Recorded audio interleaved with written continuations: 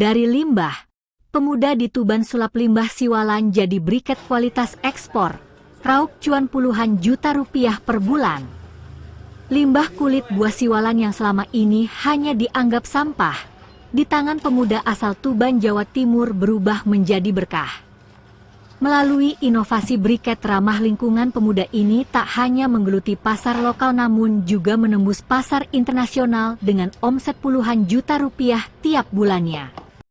Inilah buah siwalan, buah khas Kabupaten Tuban, Jawa Timur.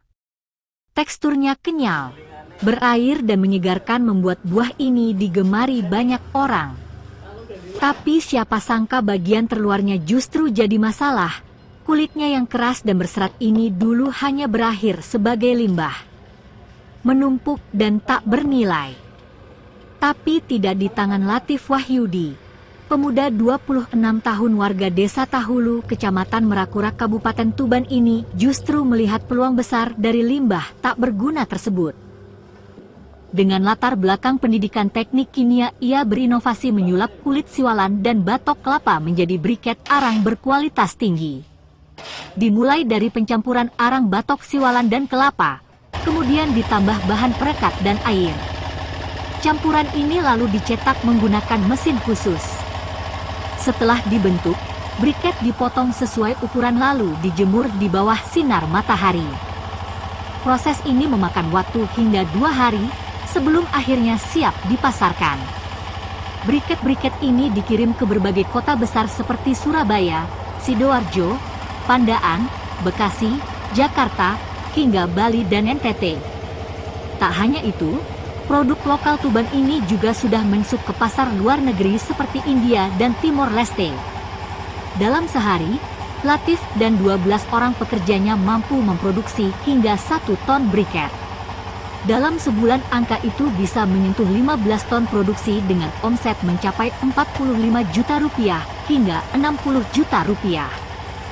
Untuk alasan memilih briket itu sebenarnya yang pertama adalah faktor limbah ya yang ada di Tuban. Karena kami berangkat dari limbah kulit siwalan, menumpuk banyak, tidak ada nilai jualnya. Sehingga kami lirik bahwasanya kulit siwalan itu tadi memiliki karakteristik seperti batok kelapa. Dan kami coba riset, ternyata market briket dari batok kelapa itu sangat tinggi. Yang artinya market dari briket kulit siwalan juga memiliki kesamaan, demand-nya juga sangat tinggi, alasan pertama itu. Kemudian alasan kedua, pastinya karena di Tuban belum ada, sehingga kami bercita-cita menjadi market leader atau leader produsen di Tuban. Pastinya karena belum ada itu tadi, kami memiliki peluang yang lebih besar dibandingkan kompetitor-kompetitor serupa yang saat ini mulai banyak bermunculan juga. Saat ini bisnis briket kami, kapasitas harian kami di 750 sampai dengan 1 ton per hari. Untuk segmen marketnya sendiri kita alhamdulillah sudah masuk ke dalam semua daerah atau semua wilayah yang ada di Indonesia. Kemudian selain itu kita juga kerjasama dengan perusahaan atau PT yang lebih besar dalam program sub, atau kita membantu proses produksi pemenuhan produk untuk market luar negeri seperti di India, dan sedang dalam proyek untuk mengerjakan di Timor Leste. Untuk harga briket kami sendiri, saat ini kami memproduksi 4 spesifikasi briket, akan tetapi yang paling laris untuk saat ini adalah briket barbecue dengan harga distributor 1 kilonya 4.750, kemudian harga reseller sampai dengan end user di angka 6.000 sampai dengan 8.000 per kilo, tergantung posisi reseller dan posisi end user itu tadi. Fungsinya dan omsetnya kalau boleh tahu. Untuk saat ini kapasitas kami maksimum di 1 ton per bulan, atau rata-rata 1 ton per hari, atau rata-rata kami dalam 1 bulan itu mampu 15 ton per bulan dengan omset kisaran 45 sampai dengan 60 juta per bulan.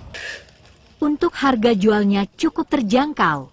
Briket dijual dengan kisaran harga Rp4.700 hingga Rp8.000 per kemasan 1 kilogram, tergantung jenis dan tujuan pemakaiannya.